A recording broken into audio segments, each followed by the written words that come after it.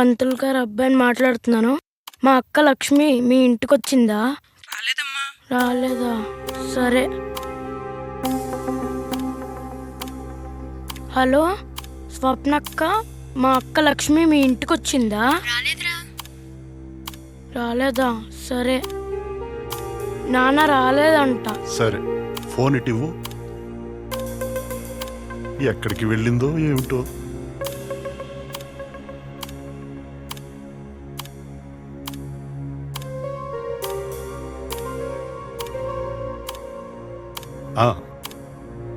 శర్మని మాట్లాడుతున్నాను. మా అమ్మాయి గాని మీ ఇంటికి వచ్చిందా అండి? రాలేదు శర్మ గారు. రాలేదా? సర్లేండి, మళ్ళీ ఫోన్ చేస్తాను.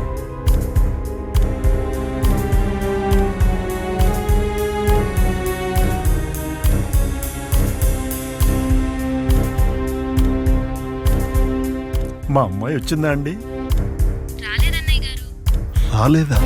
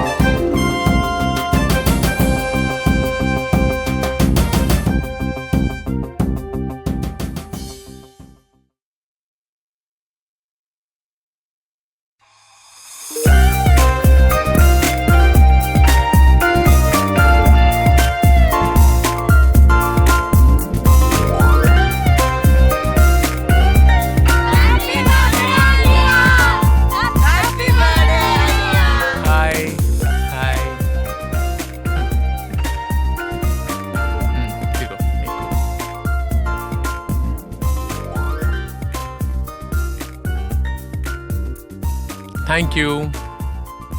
I love you. ఎలా ఉన్నారు? బాగా చదువుతున్నారా?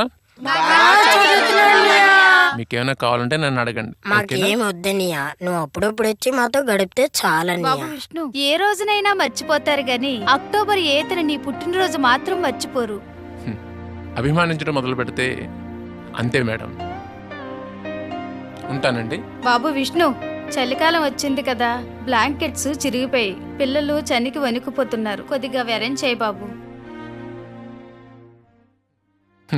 దానికే ఉంది, నేను చూస్తానులేండి. అదేనా ఇంకేమైనా ప్రాబ్లమ్స్ ఉన్నాయా? అంతే బాబు, ఇంకేం లేవు. బాయ్ అమ్మా.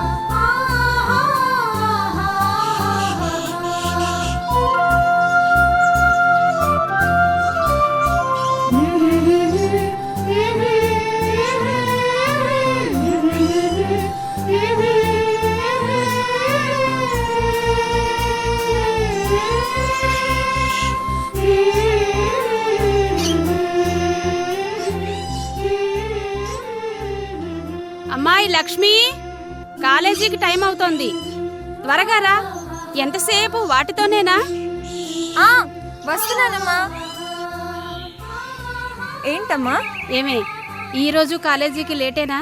అలవాటైపోయిందమ్మా. నిన్నెవరు అడగరా? మొదట్లో అడిగేవారు, ఇప్పుడు అడగడం మానేశారు. వీడు మాత్రం అడగడం మాండు. ఇదిగో లంచం ఇస్తే గానీ ముందు బడికి అలవాటు వెళ్ళవు. చేసింది నువ్వే. ఒరే ఆగరా. బాయ్ అక్క. బాయ్ అమ్మా.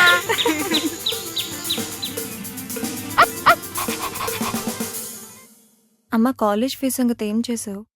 ఒకరిని అడిగానమ్మా, 2 రోజుల్లో సర్దుతా ఉన్నారు. ఇవ్వగానే కట్టేద్దాం. అలాగే నాన్న. కాలేజ్కి లంచ్ బాక్స్, డ్రెస్ కొనువా? అలాగేనమ్మా.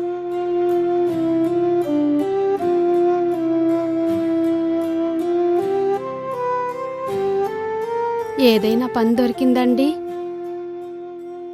లేదు సుభద్ర. మీరు పనిచేసే కంపెనీ మూసేయడం వల్ల మనం కష్టాల్లో పడ్డాం కదండి. ప్రజల్ని మోసం చేసే అలాంటి కంపెనీల్లో పనిచేయడం కన్నా కష్టాలు పడ్డమే మేలు సుభద్ర. అయినా అలాంటి కంపెనీలు మూసేయడమే మంచిది. అంతేలేండి. అయినా ఇల్లు గడవడం ఎలాగండి? గుప్తా గారిని కొంత డబ్బు అడిగాను. ఇస్తానన్నారా? ఓసారి రమ్మన్నారు. అన్ని విధాలా మనకు సహాయం చేస్తున్నారు. ఎక్కడి నుంచో వచ్చిన ఆయనకు మనం ఏ క్షణాన పరిచయం అయ్యాము. మనమన్నా మన కుటుంబం అన్నా ఎంతో ప్రేమ. అలాంటి మంచి మనసున్న వాళ్ళు 10 కాలాల పాటు చల్లగా ఉండాలి.